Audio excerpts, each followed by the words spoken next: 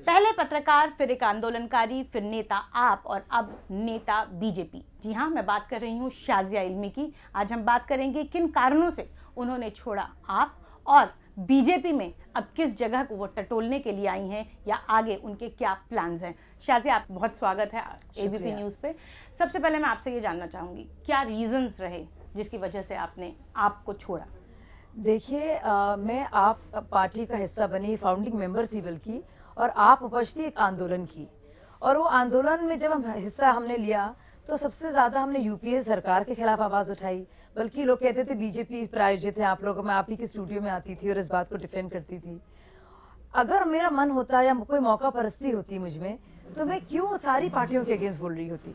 यानी कि एक तरह से मैं अपना करियर का गला घोटने के लिए पहली आंदोलन में कूद गई थी। तो मौका परस्त हमारे जैसे लोगों को कहना, जो पार्टी बनने से पहले आंदोलन में शामिल हुए थे, बहुत बड़ा अन्याय है उन सब लोगों के साथ। लेकिन क्या उस पार्टी ने आपको 2 बार मौका नहीं दिया? आरके पुरम से आप चुनाव लड़ी, आप गाजियाबाद से चुनाव लड़ी जी, 2 बार आपने पार्टी से, लेकिन हारने के बाद आप उस पार्टी के साथ आई जो कि चुनाव जीती लोकसभा। आरके पुरम जी, बस जीतने और हारने की बात ही नहीं है। और दोनों जगह से मैंने टिकट नहीं मांगा। और मैंने जब मुझे टिकट दिया गया आरके पुरम से, जहां मैंने बिल्कुल काम नहीं किया था, मैंने और जगहों में काम किया था, तो मैं जानती थी कि हम लोग हारेंगे। तब तो वो मुझे जून में टिकट मिला, चुनाव दिसंबर में हुए, और दुनिया कहती थी कि तो हारने के लिए हैं सब लोग। मतलब किसी ने सोचा भी नहीं होगा, बल्कि लोग चकाचौंध थे जब आखिरी दिनों में बिल्कुल रुतबा बढ़ रहा था आम आदमी पार्टी का। तो अगर मैं इतनी मौका परस्त होती तो मैं क्यों जिताऊ पार्टी में नहीं जाती। तब एक पार्टी जो हार रही है उसी में जाती, क्योंकि तब तक तो हमारे मन में ये था, सबके मन में ये था, सच बोलना चाहिए। इस बार अगर मैं भाजपा से टिकट ले रही होती, और कई जगहों से चांसेस मेरे बहुत अच्छे थे और मुझे कोई रोकता भी नहीं, ऐसे कि आप जानती हैं मैंने पहले से क्यों अपना मन बता दिया कि मुझे नहीं लड़ना है। तो मौका परस्त वो लोग होते हैं जो आंदोलन में तब नहीं आए, लेकिन जैसे अरविंद केजरीवाल सीएम बन गए वैसे ही वो आ गए ऊपर से टिकट लेने के लिए। बड़ा आसान। उन्हीं लोगों से हताश निराश होकर आप जो कह रही हैं कि जैसे ही सीएम बने कुछ लोग आ गए पार्टी में, मुझे पता है इशारा किसकी तरफ है, आप नाम नहीं ले रही हैं तो मैं भी नहीं लूंगी, तो वो भी क्या उससे हताशा हुई और पार्टी छोड़ने का क्विड प्रो क्वो है। देखिए, करप्शन की बातें होती है, एक इंटेलेक्चुअल करप्शन होता है कि आप अपने चैनल का बेजा इस्तेमाल करें प्रमोट करने के लिए किसी पार्टी को। तो आप नाम लेने से क्यों कतराती हैं? सब जानते हैं वो नाम क्या है, मैं नाम भी ले सकती हूँ। और फिर दो दिन पहले आप आ जाए, 2 दिन बाद आपको लोकसभा का टिकट मिल जाता है। वो लोग मुझे, आप लड़ना चाहती थी दिल्ली से क्या? आप उन लोगों का पॉलिटिकल अपॉर्चुनिस्ट हमको जब बोलते हैं तो बड़ा अजीब लगता है। और तब भी 49 डेज में आरके पुरम में जब चुनाव में लड़ रही थी, किसी को कुछ अंदाजा नहीं था। मेरा भी कद बतौर आंदोलनकारी और एक नेता बढ़ा, क्योंकि मुझे तो मौका भी नहीं मिलता था स्टेज पर बोलने का, मुझसे तो माइक छीना जाता था। वो 3 साल से हो रहा था मेरे साथ। लेकिन मैं कहती थी कोई बात नहीं, एक बड़ी चीज है, हम अपने को छोड़कर स्वयं की लड़ाई नहीं लड़ रहे हैं, कोई बात नहीं, एक बड़ी चीज हो रही है। तब तक अरविंद केजरीवाल में बहुत यकीन था, तो इसलिए आसपास जो भी लोग इनकी इनसिक्योर चौकड़ी करती रहती थी, मैं नजरअंदाज करती थी उसको। आरके पुरम में मेरे साथ एक अजीब व गरीब चीज हुई जिससे मेरा विश्वास टूटा, और सीधे मुझे लगा कि मैं औरों को ब्लेम करती हूँ। 3 साल से मैं बहाने बना रही हूँ अरविंद केजरीवाल में विश्वास करने के। जब अरविंद केजरीवाल को आना था स्टिंग ऑपरेशन के बाद, और 2 दिन बाद इलेक्शन कमीशन का फुटेज आया, सारी बात सामने आई कि हमने इस तरह से बात को कही नहीं था, बल्कि हमने उसमें कहा था भी आपने डॉक्यूमेंट्स दीजिए मैम, जो भी आप हैं, और हम प्रशांत जी से चेक करेंगे, हम झूठ नहीं बोलेंगे, और कहकर मैं उठ गई थी। तो वो सामने बात आई। तो प्रचार जिस दिन खत्म हुआ, मेरे ख्याल से 4 तारीख थी, यानी 8 थी वो, उससे 3 दिन पहले अरविंद केजरीवाल को मेरी कॉन्स्टिट्यूंसी में आना था। अरविंद केजरीवाल ने विभव के जरिए कहलवाया, जब मैं टाइम्स नाउ में इंटरव्यू देने जा रही थी उस खास दिन, स्टिंग वाले दिन, जब, और मैंने अरविंद केजरीवाल जी से कहा आप परेशान ना होइए, डोंट वरी, कुछ है ही नहीं इसमें, क्योंकि मैं पोस्ट प्रोडक्शन में जानती हूँ, यहाँ का येस, यहाँ के no, cutting the footage, editing में सब कुछ हो सकता है। कोई भी इंसान बहुत ही बड़ा शातिर स्मगलर आप दिखा सकते हैं उसको 2 मिनटों में। तो हमने कहा इसमें कुछ है नहीं, सारे हम भी, सारे कैंडिडेट्स बिल्कुल पाक साफ हैं, डोंट वरी। बोले नहीं शाज़िया, अगर तुम रिजाइन करोगी और ऑफर करोगी तो पार्टी का कद बढ़ेगा, और कुमार विश्वास भी ऐसे ही कर रहे हैं। तो हमने कहा कुमार विश्वास से लड़ भी नहीं रहा चुनाव। बोले नहीं ऐसा नहीं था, तब तक वो प्रचार से अलग रहेंगे। तो हमने बात मान ली, क्योंकि हम शायद बेवकूफ थे या अंधभक्त थे पूरी तरह से।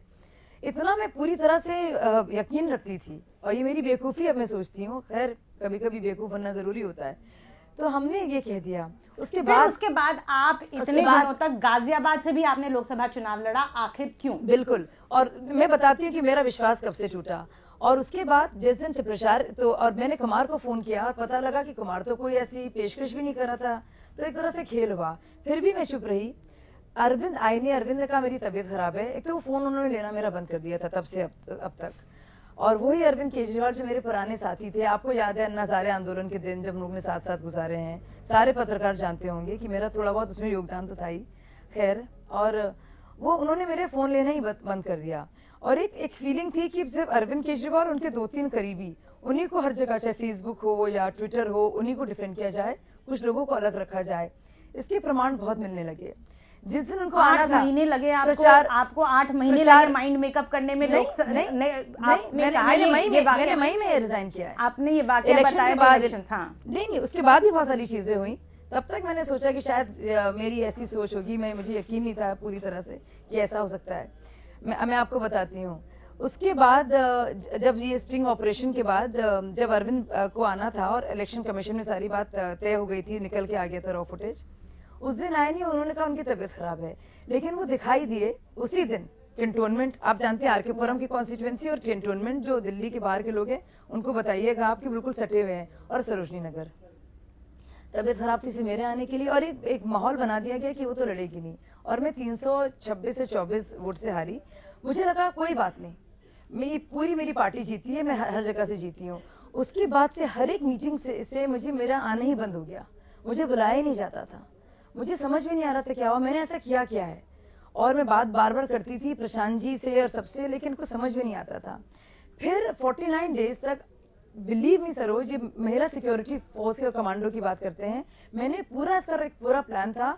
लोग सोचते थे बड़ी क्लोज हैं, मुझे शर्म भी आती थी क्योंकि मैं काम करना चाहती थी।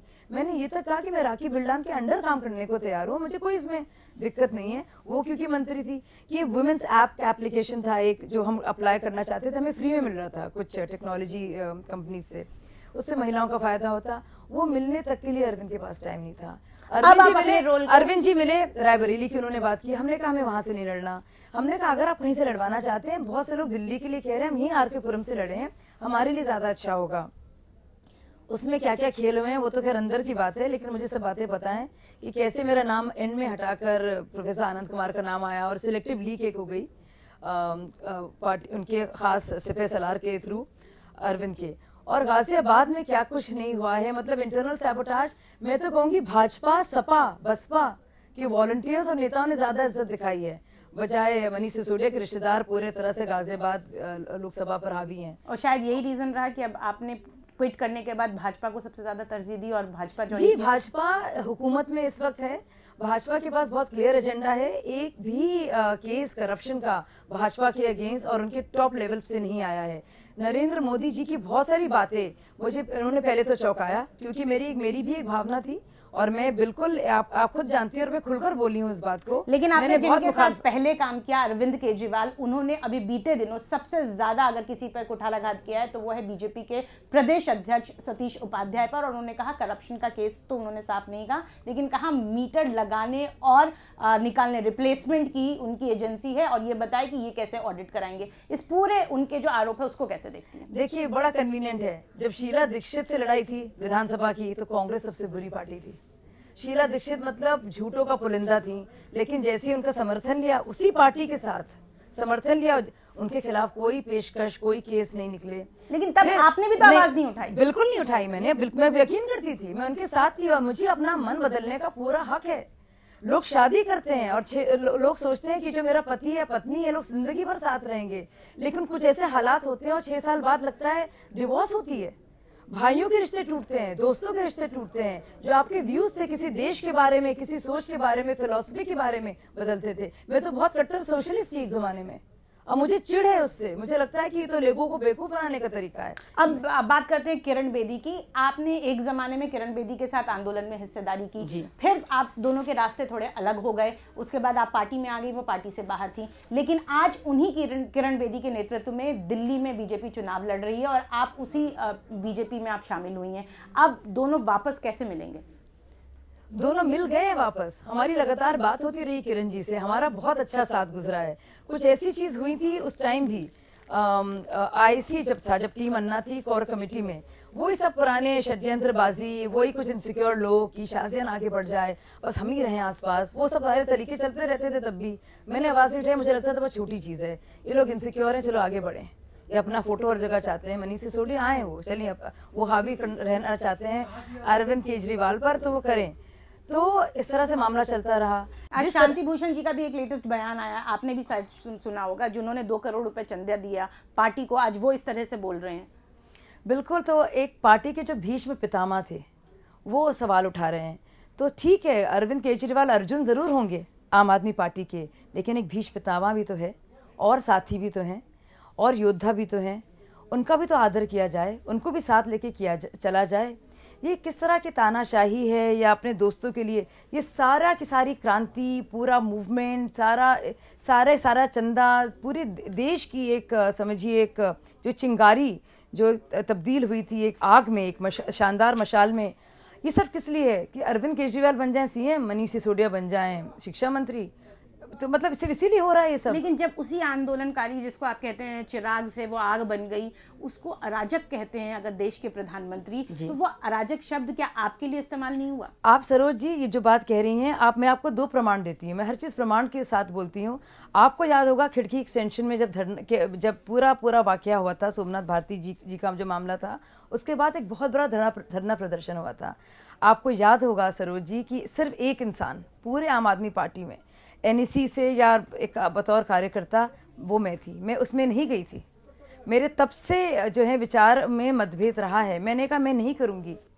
आप सबसे अहम सवाल और आखिरी सवाल आपसे ये जानना चाहती हूँ कि अगर आप, जैसा कि दोनों लोग बीजेपी हो, चाहे आप दावा कर रही हैं बीजेपी की सरकार आएगी, आपकी सरकार आएगी, अगर हाइपोथेटिकल सिचुएशन है बीजेपी की सरकार आती है, तो शाजिया इल्मी अपना रोल कैसे देखती हैं दिल्ली प्रदेश में?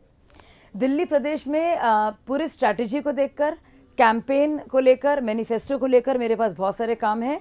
पूरी की पूरी संवाद को जिंदा रखना लोगों के बीच में, पार्टी की क्या सोच है उसको ट्रांसलेट करना लोगों के बीच जाकर, कैंपेनिंग में भी और मीडिया में भी। तो जितने भी संवाद से जुड़े हुए काम हैं वो मैं देखूंगी, मैनिफेस्टो से जुड़े हुए काम में मैं देखूंगी।